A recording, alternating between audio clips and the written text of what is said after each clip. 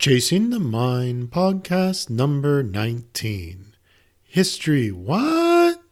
The Thanksgiving story you didn't get in school with Dr. Shelby Balik, part 2. Women in the Revolutionary era also made the argument that they deserved broader rights than they had enjoyed because they too sacrificed during the Revolution. I just feel like you just put him up and she just punches him down. She just punches him down. I feel like she's setting our history on fire. Welcome to Chasing the Mind, hosted by Dr. Angela Johnson and Dr. Stephanie Schwartz, the podcast that explores the art and science of the mind. Each episode, we will feature a topic or guest who offers a unique perspective in answering the following questions. How do our thoughts influence our sense of who we are? How do we impact the world around us? And can changing our minds change everything? Today on Chasing the Mind, Dr. Angela and Dr. Stephanie continue their discussion of American history with Dr. Shelby Balik. If you haven't listened to part 1, go back and listen now. We'll wait. I'm so scared to ask about Paul Revere. I can't even tell you. Paul Revere, don't do that. She's just gonna throw out names and then we possibly have a blood pressure monitor on you. We historians are very destructive people. I'm wondering how long it takes you to get your classes, their jaws up off the floor after the first couple of lectures. Yeah, it happens a lot. I stand up for my class. I say, listen, they don't pay me to give you good news, okay? Oh. But the stories that I say, but it's just like the Thanksgiving story. It tells us so much more about the time when the story was created and the time when the story took root than it does about the time that the story is actually about. Paul Revere, so you probably know that Paul Revere had, he was an engraver, he was a silversmith, and he used somebody else's print to make the famous painting of the famous engraving of the Boston Massacre. That whole thing was total propaganda, right? I mean, that was print culture that was designed to unite American colonists who before that point really hadn't had any consistent reason to be united. And, most of their history, they saw themselves in competition with each other. And so that was a concerted effort to, get the American colonists united. And if you look at that print, you can see, all of the symbolism in there that was, intended to make the colonists look like, these poor unarmed victims, and, they're bleeding and they're falling back, and it looks like the British are, in formation, and somebody is ordering fire. And when I show this to my students, invariably somebody raises his or her hand and says, oh, and there's a dog too that's being attacked. There's a dog, right? Well, later on with the Midnight Ride, you may have learned it, and I learned it as the Midnight Ride just being Paul Revere historically traveling the back roads of Boston. The British are coming. The British are coming. And one if by land, two if by sea. Yeah, right. Well, no. I mean, here's the thing: is that people. First of all, you're riding at night. You're not trying to call attention to yourself. You don't start screaming through towns where there might be, redcoats, right? That's stupid. But here's the thing: is that people like Paul Revere, right? Ordinary artisans, small craftsmen, people who worked in cities, people like that. They tended to have side jobs as messengers. A lot of them did. So he was out that night. A guy named William Dawes was out that night. Eventually, there were 50 messengers out that night. And they were quietly warning people between Boston and Concord that the redcoats are out. Right. Well, Revere and Dawes actually got arrested. They never even made it that far. Other people made it that far. They made it to Lexington. They made it to Concord. And then Dawes actually got away from this house where he and Revere were being held under arrest, but Revere didn't get away. They kept him the whole night. And so Revere actually played less of a role in this than we have been led to believe. Do you know why Revere has become the symbol of this midnight ride? It was a poem. Yeah, the poem. It was a poem from the Romantic era of the 1800s that made up the whole thing. I just feel like you just put him up and she just punches him down. She just punches him down. I feel like she's setting our history on fire. And I'm like, I don't know what they're paying you at the school that you're teaching It's not at. enough. It is not enough. Oh my that's God. True. I'm actually really, really, really. It was funny. I last week I was talking about Jacksonian democracy, and that whole thing is in quotes. It was neither Jacksonian nor particularly democratic, and we were talking about how white men did get more rights to vote. They got more rights to hold office. They had more access to the privileges of citizenship. But wait, can I pause for a second? Sure. Is the water running in the background a problem? Oh, no, don't worry about it. Okay, all right. Angela fixes everything. Or it doesn't matter because it's so interesting. Who cares? Just like fish hospice work. I'm not kidding. Wait, anyway. Oh. So do you want me to start over? No, just keep going. This is Can great. you edit this? Sure. All right, or not. Or not. Wait, did we record? So we were talking about Fish Jacksonian Hospice? democracy. So we're talking about the expansion of suffrage. But then I was also talking about, but free blacks who had the right to vote, they got that taken away.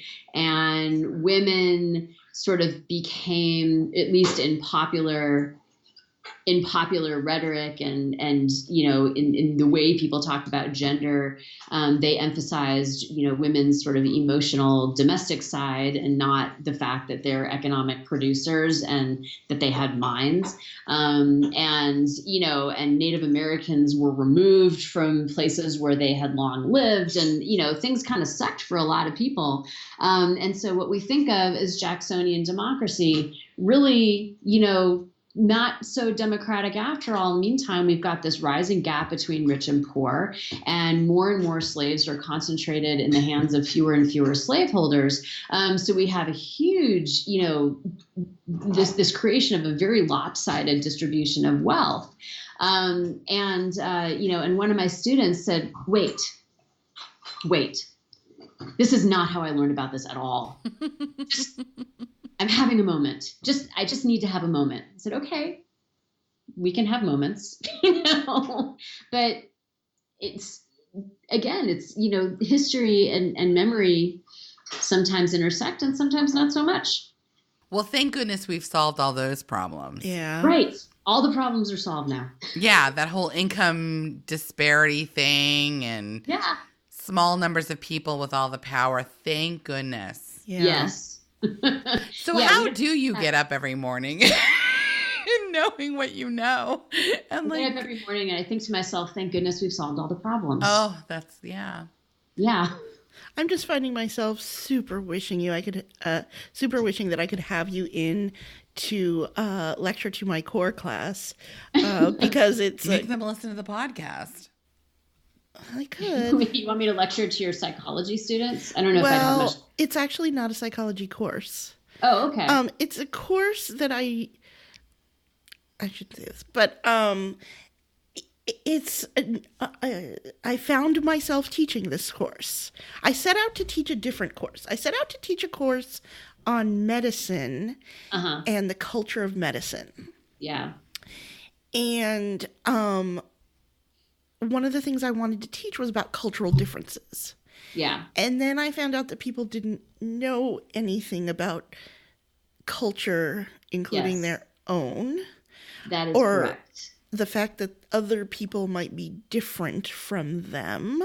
Yes. So ended up teaching a course on diversity, which somehow includes the history of the United States from the perspectives of religion, immigration, race, gender, socioeconomic class, Mm-hmm. etc. Oh, sounds like a course I teach sometimes. Does it? Yeah, I teach a course. The course has evolved over time, and I've taught it at two different places, but sometimes it's called American Diversity, which is a little bit more broad ranging, and sometimes it's called Multicultural America, which is more focused on race and ethnicity. But if you're talking about race and ethnicity, you have to include religion, you have to include social class, you have to include gender. Otherwise, you're really not looking at the complete categories. Yep. So this is more like the diversity course. It's called Human Behavior in Perspective, diversity. Right. Okay. Yeah.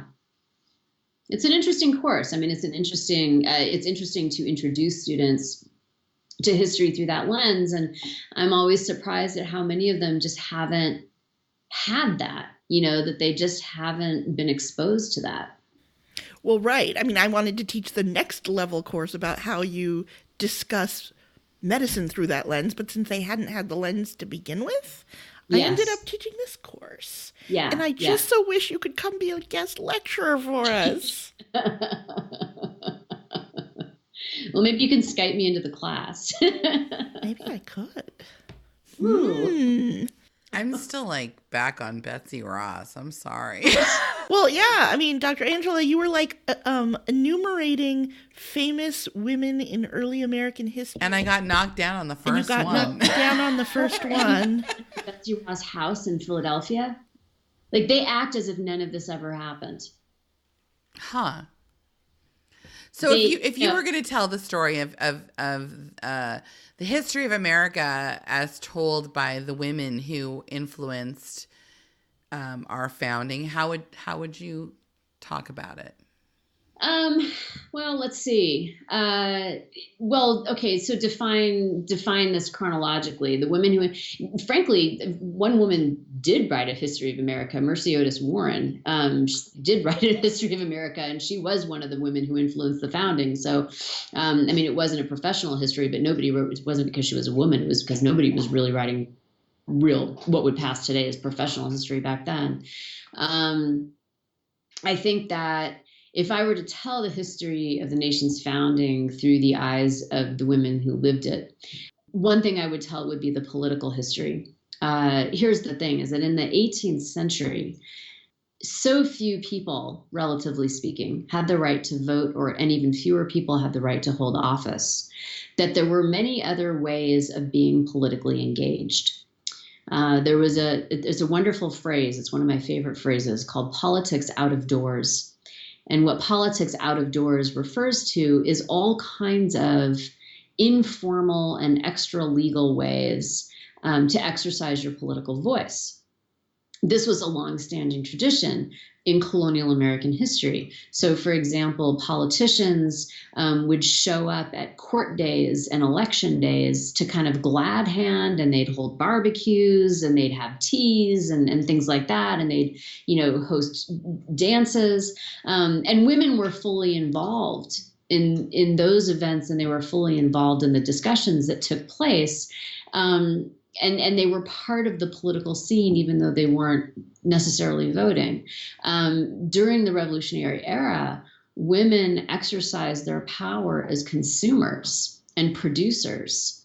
For example, they abstained, they decided to boycott imported cloth, and they made a political statement of spinning and weaving their own, even though homespun cloth was typically something that only poor and working class women or servant women would wear. There's was one story, I think it's actually just after the Revolution, but it's in the same era. A number of women in Boston were protesting because they believed that a local merchant was price gouging on coffee, and they attacked him, and they basically held the coffee ransom until he agreed to lower his prices. And I can totally respect that. And so women were, they were very much a part of the political scene. They were involved in the crowd action. They were organizing boycotts. They were having spinning bees and so forth. And so I think that the women writing the history would tell that story. Women in the Revolutionary era also made the argument that they deserved broader rights than they had enjoyed because they too sacrificed during the revolution. Remember, there wasn't a whole lot of difference between home front and war front, right? In much of the fighting. And so women endured the hardships of war and sacrificed for the sake of the war. They argued every bit as much as men did. They're the ones whose homes were invaded. They're the ones who endured starvation because of food shortages. They're the ones who walked 10 or 15 miles outside of the city limits so they could find some potatoes to harvest for food. They're the ones who, watched as British and American soldiers, by the way, ransacked their houses for for the lead in the window weights, or, for quilts or for fabric or food or anything else that they would find useful. And so a woman writing the story of the founding, there were, of course, influential and very, very public women like Judith Sargent Murray and Mercy Otis Warren and Abigail Adams and people like that. But I think writing the history of women in the Revolutionary era is writing the history of ordinary women, understanding themselves as citizens.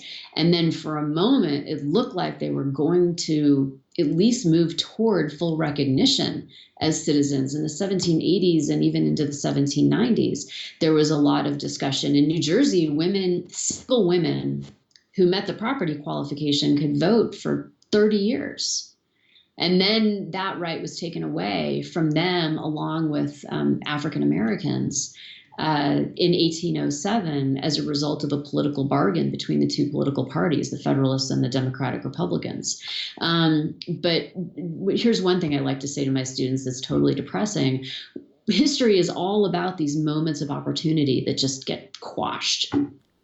And so there was a moment of opportunity. There was a moment of opportunity for African Americans, too, right after the American Revolution, as white Americans grappled with what it meant to found a nation on the principles of liberty and yet still maintain a system of slavery. That was a real and public discussion for about 10 or 15 years there. And various circumstances brought it to an end. So what does your family do for Thanksgiving? Turkey, candied yams. Sometimes they listen to me tell depressing stories, but they don't really listen to me all that much anyway. It seems like they listen to you. I mean, they say like even, let's see, the fourth grader. How old is he? Peter. Yeah. You all know my children. Peter is not. Yeah, I mean, I see some quotes on social media, and he seems like, I mean, I would give him the right to vote before I would give the right to vote to a lot of people I know. He seems pretty insightful. He actually he likes history. He has an aptitude for it. Oh, dear God. He memorizes the presidents for fun.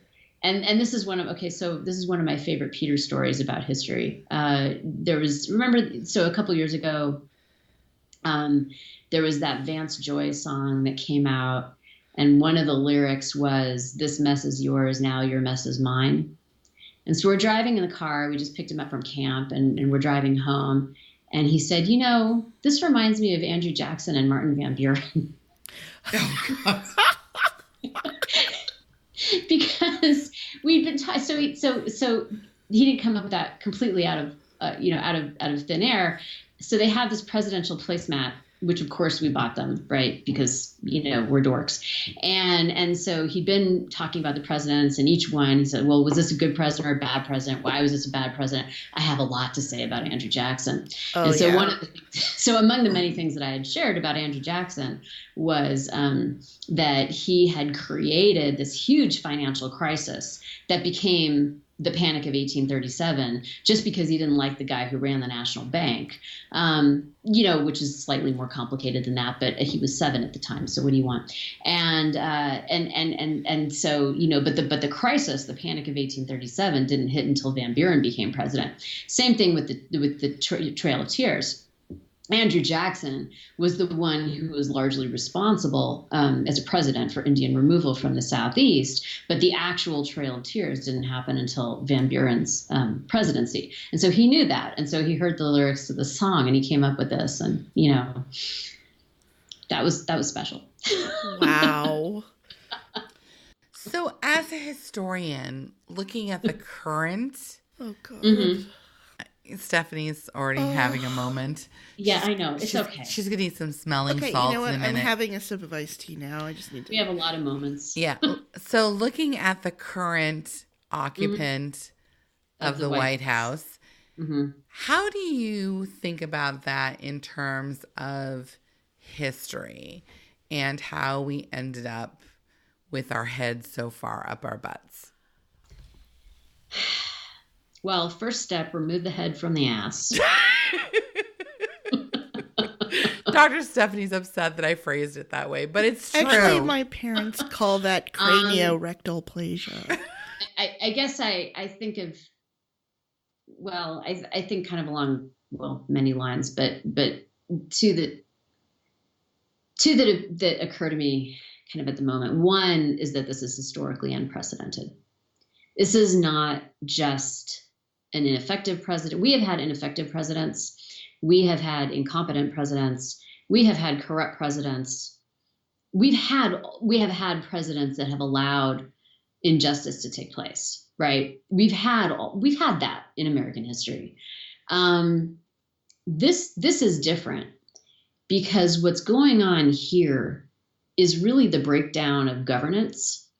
Today in the news, there's discussion of, a special prosecutor to persecute a political enemy. They really do want to lock her up. That's unprecedented. Talking about suppressing the press. Well, that's not completely unprecedented, but the way that it's happening right now, that is. We have had crises before, right, of civil liberties. We have had crises before in which Congress and the president, in order to preserve their power or in order to suppress dissent, have cracked down on the press and they've cracked down on political dissent. But this feels very, very different. So that's one part of my thinking. The other part of my thinking is that, so history, it's not so much that history repeats itself. History does not repeat itself because context changes, but historical patterns recur. And so what you want to look for is not necessarily history repeating itself or us repeating history, but you want to look for the recurrence of historical patterns. And so when you see certain language, the language of the Trump campaign and the language of many people who were involved in the Trump presidency, it echoes the language of the 100% Americanist movement in the 19-teens and 20s, which was the movement that basically gave rise to that era's Ku Klux Klan, including the phrase "Make America Great Again," including, and including a lot of kind of patriotic nationalist white supremacist language. And so even though it's not obvious that "Make America Great Again," for example, could be linked to white supremacy, if you understand the history, you understand that it is in the context of everything else that we see. If you look at the discussion of going after political enemies, if you look at the discussions of suppressing the press, if you look at small but persistent steps toward chipping away at the balance of power, what you're looking at are patterns that we've seen before in totalitarian countries. And that, I think, is what's most frightening to me. Not that we've never had incompetent leaders, because boy, and not that we've never had injustice, and not that we've never had violations of civil liberties. It's the way it's happening. It's the language people are using. It's the kind of us versus them rhetoric of race and ethnicity. That's what concerns me very, very deeply. So how do we live in a country where all this is going on, and 30 to 40% of our neighbors seem fine with it? I am grappling with that every day, because one aspect of all of this that's new to me, as much as it is to anyone, is that it's that I'm trying to figure out how to phrase this. I didn't realize fully how very different some people's perspectives were than mine. I realized it in principle. I realized that people have different experiences and different perspectives. But the thing that's troubling to me, and especially when we talk about the uses of history or the uses of evidence or fake news, which I'm concerned is a phrase that's going to be repeated so often that it's going to become meaningless. How people glom onto and embrace fictions that are so easy to disprove with evidence. And, I guess I can tie that to one of my soapbox issues, which is, education in not just history, but all of the liberal arts. Because what do? We sift through evidence and we create analyses and interpretations from it, but that are grounded in real truths. That are grounded in facts, that are grounded in reality. And when I see some of the discourse that's out there in social media and in some sectors of, some newspapers and so on, some sectors of the public, it's grounded in nothing. And that's not opinion. I mean, it's honestly grounded in nothing. And so how I feel like a population of critical thinkers wouldn't do this, Yeah, there's no question to me that we don't live in a population of critical thinkers. Well, and actually, the social science is pretty clear that when people are effectively engaged in whatever the topic is, the more data you give them that contradicts their opinion, the more entrenched they actually become in that contrary opinion. So you actually can't change if they care. If it's something they don't care about and they feel kind of neutrally toward, then new data will actually shift their opinion. But if they actually care about the subject, like if they actually are invested in the fact that Hillary Clinton was running a pedophilic ring out of a pizza joint in New York, like there's no amount of data you're going to be able to give them that's going to convince them otherwise. And in fact, what it's going to do is entrench them to believe that there's some conspiracy to move them from their position that they're absolutely justified in having. Well, and I have to tell you that as we're having this conversation, my husband, who is really the brains behind this whole operation, walked up and showed me a really a great quote that's very apropos. Last year, Gary Kasparov said, the point of modern propaganda isn't only to misinform or push an agenda, it is to exhaust your critical thinking, to annihilate truth. And I think that the scariest thing about what's happening now is that, right? The annihilation of truth and the exhaustion of critical thinking. It's truly exhausting to fight these battles, which I do in conversations in my head all the time, but sometimes I do in conversations with actual people. And if people accept the annihilation of truth, to use that phrasing, then I don't know how we solve that problem. I really don't. And I struggle with it every day. And see, it's funny because you say it's such an anomaly, but I see where we are now as kind of a direct outgrowth of the last couple of administrations. And not that I had some problems with Obama, but you look at I remember Stephen Colbert and George W. Bush and truthiness. Yes. And that's kind of what started between the attack on American soil that sort of created a narrative that was rooted in a lot of conjecture and lies that got us to do a lot of things. And then you just drag that out to this anti-intellectual stream that's just run amok. And it's this is where we are. No, you're absolutely right. You're absolutely correct. It's not something that just was invented out of whole cloth in 2015 or 2016. You can see the roots of it in the reaction to the Obama presidency. You can see the roots of it in. I was just having this discussion actually with. It's interesting that you mentioned 9/11 because I was having this discussion with my future teachers, my class of future teachers. Just a couple weeks ago, we were talking about how textbooks tell the story of 9/11, those that include it, because more and more of them do. That's how long ago it was. And if you think about what happened and why, there were, much of the world had very serious grievances against the United States and the way the United States was exercising its power. And this, of course, was a violent and tragic outgrowth of that. But rather than tell that story, which is much more difficult and complicated to tell, right? Because if you tell that story, then are you casting blame on the United States for its own misfortune? Rather than tell that story, textbooks say, well, they hated our freedom.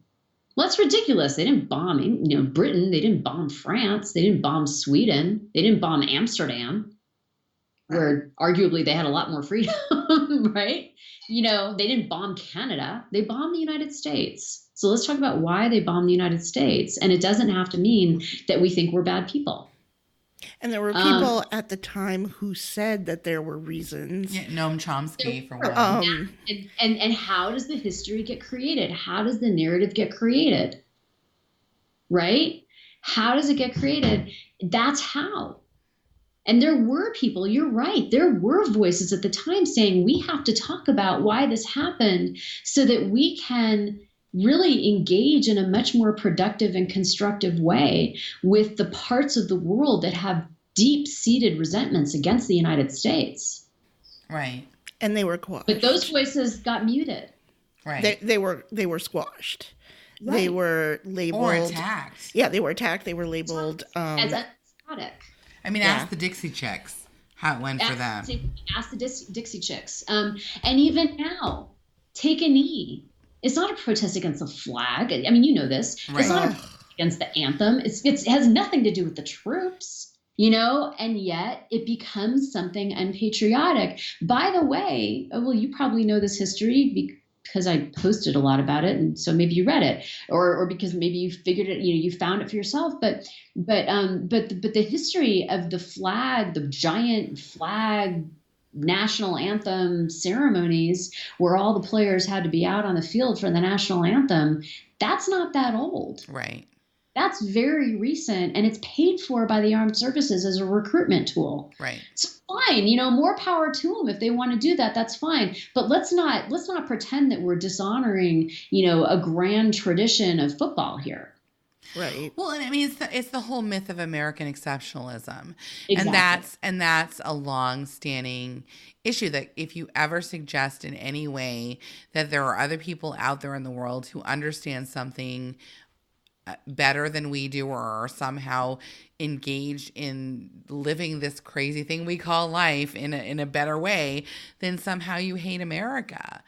Right. And that's ridiculous. I mean, again, this idea that, and it's funny because, I mean, I love my parents. They're Fox News Republicans. Like, I love them, but we can't talk about anything because we just do not even come at the world from anywhere near the same worldview.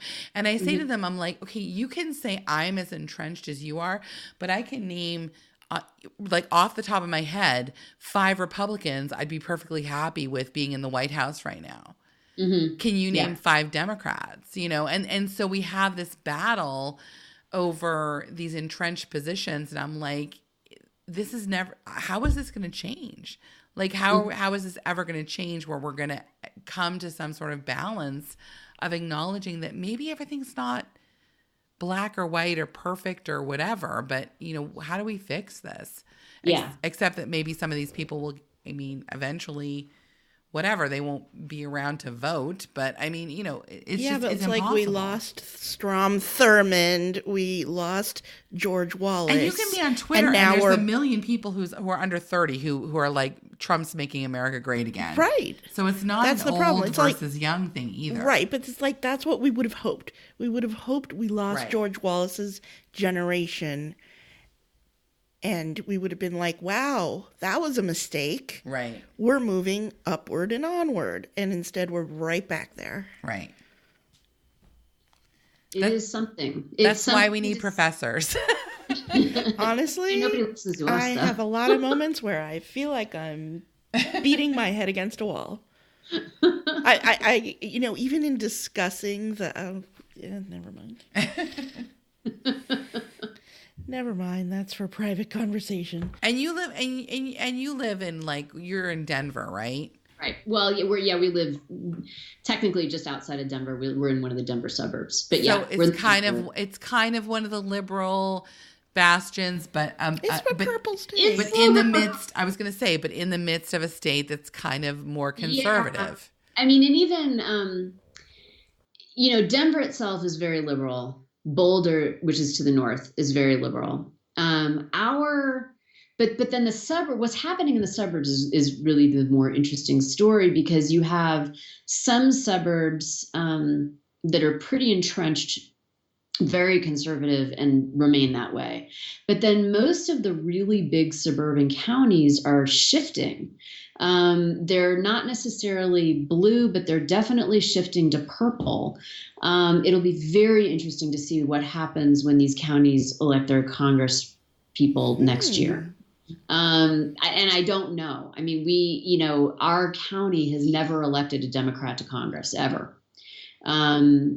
Although, keep in mind that Colorado became a state in 1876 when Colorado would have voted Republican for everything anyway, so a lot of that is historically situated, but they haven't elected a Democrat. But we've been redistricted. We were redistricted last time. We still elected now, I think, 3 times a congressman who before redistricting had represented a more conservative district overall. He's very vulnerable this time. He's vulnerable from both sides. He's vulnerable from the right and he's vulnerable from the left. And I think that that's going to be the case with a lot of sort of middle of the road Republicans. And we'll see. I don't know. I really don't know what's going to happen with Colorado. That brings up another issue. Yes. As a historian, how would you solve the gerrymandering problem? Gerrymandering is not a new problem. Gerrymandering has been the work of both Democrats and Republicans over history. So we shouldn't pretend that, Republicans invented it just recently to suppress Democratic votes. However, the gerrymandering that has taken place today is much more precise. It's much more clearly designed to create permanent Republican majorities, and it's much more effective in doing so. So that you have a state like Virginia, where it's pretty 50-50 or even a little bit blue. And then the Republicans had until last Tuesday, or they have until January 1st, 2/3 of the House of Delegates. How does that happen? That's some pretty intense gerrymandering. The case that's before the Supreme Court right now about Wisconsin gerrymandering, it will be very interesting to see how that case turns out. Because that case of gerrymandering is so extreme and so unprecedented, and the partisan intentions of the gerrymandering are so very clear, and the consequences of it were so pronounced, that if the Supreme Court allows it to stand, I almost think that we just might as well give up. Because this is about as clear a case against that degree of gerrymandering as we have ever seen. Do you think there would be a way to fairly district? Like to just slap a grid on every state Well, okay, so here's the thing. I think people have the right to representatives who represent their interests. And let me tell you the story of Colorado redistricting last time. The Democratic plan for redistricting, because the Democrats had the majority, and so it was really, they were the ones in power. It was terrible. It was awful. It basically created a pie out of the entire state so that every single district in the state had a wedge in Denver, which would have thrown off the population. This is not acceptable, right? That's not acceptable districting, because then you have these people out in ranch country in Weld County, which is very conservative, getting completely overtaken by the Denver population, which is very liberal every single time. That's not okay. All right. And so the district that came out of it, or the districting map that came out of it, was actually pretty fair. We have, some very purple districts that really are very competitive. We have some very red districts that should be red because the people in those districts are very conservative. And we have some very blue districts, which should be blue because the people in those districts are very liberal. And I think you want to make races competitive in places like where I live, like the suburban county where I live, which really is a purple county. But also you want to make some places red and some places blue to respect the ethics and the political orientations of the people who actually live there. It's interesting, though, that brings up the whole issue of the electoral college and stuff. And like, I'm like, where the whole country's red except for where all the people are. Yeah, right. Exactly. The Electoral College is an interesting story. I don't really know the answer to it. We've had 2 elections in very rapid succession where the popular vote and the Electoral College were different. Right. And what that suggests to me, that is basically the product of people migrating into their bubbles. Right. So you have a liberal urban population living in liberal urban areas in relatively fewer states, and you have a rural conservative population living in conservative areas in more states, even though there are fewer people. And so it does not seem fair that a Californian's vote should matter less than somebody's from Wyoming. That seems fair to me. It does not seem fair that states seem to get more privilege than individual voters. One of the things that came out of the Civil War was the sort of formal establishment of one person, one vote. At that time, it was one man, one vote. But let's say one person, one vote, particularly in the 14th Amendment, and then in the 15th, which established the right of African Americans to vote. The Electoral College is not a one person, one vote system.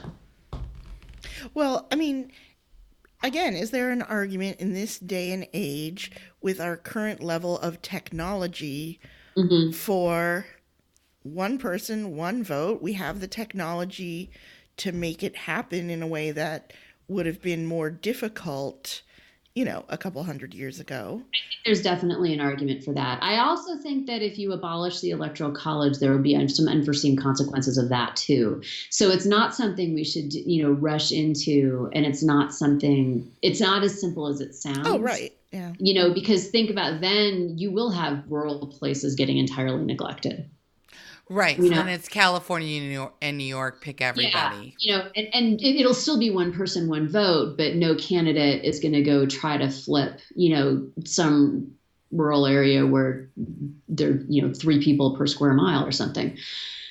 At least I think, again, unforeseen consequences. We don't know what would really result from that. But I do think that 2 messed up elections and messed up in terms of, the popular vote and the electoral vote not corresponding in such rapid succession, I think that signals that there's a problem with the system. So we're almost out of time. And by that, I mean, like, our recorder's going to stop in like 10 minutes. So, I've given you enough material. Oh my God. Oh my gosh. This is great. But so, since we started with Thanksgiving, I think we should end with Thanksgiving and ask Dr. Balik, what are you thankful for this year? Well, I am definitely thankful for my family. I'm thankful for my job because it feels more and more important every day. I'm thankful for the fact that I get to be in a position to help people hopefully digest this world a little bit, this is a mixed metaphor, digest it more critically. That's bad. I hope I'm in a position to, my daughter just said, I need to express thankfulness for our snakes. I was wondering if that was going to come up. Oh, snakes always come up. There are snakes everywhere in this house. Not loose. Although she is starting to talk about tortoises and letting them run loose. I'm in all seriousness though, I'm thankful to be in the discipline of history because I think that history helps us think about the world in particular ways that are really, really vital right now and all the time, but especially right now. Wow. Well, Dr. Balik, it has been so fabulous having you with us. I mean, this has been fascinating, and it's going to take me a couple of days to have a moment with some of the things that you've said. I'm reeling a little bit. I know. It's hard. It's really hard. When I first read about Lincoln talking about Black people, I was pretty devastated too. Yeah. We didn't even talk about that. But no, we didn't. But it was my pleasure to be on. I really appreciate you inviting me to talk to you. This was a lot of fun. Well, so tell our listeners where they can find you. We'll have links to your books on our show notes. Okay. If you want people to find you and follow you, or well, I'm not on Twitter, so you can't find me there. And my Facebook page is private, so you can't find me there. However, I do have a website, www.shelbymBalik.com. And so that is one place where you can find me. And then I also have an academia.edu website. Thank you for listening to Chasing the Mind. Today's episode featured music from purpleplanet.com. Please visit our website at chasingthemind.com where you can find information about Dr. Balik and a link to her book. You can listen to past episodes and read about upcoming guests and events. And you can find our link to our Patreon page. Our contest to raise money for Interfaith Social Services is still going. Find the link to donate on our website and at chasingthemind.com. Chasing the Mind is intended to provide information and entertainment and is not intended to substitute for professional mental health assessment or treatment. The opinions expressed by the doctors and the guests are their own and do not reflect professional advice. Information offered by the doctors does not create a therapist-client relationship. Please seek professional help with a mental health treatment provider if needed.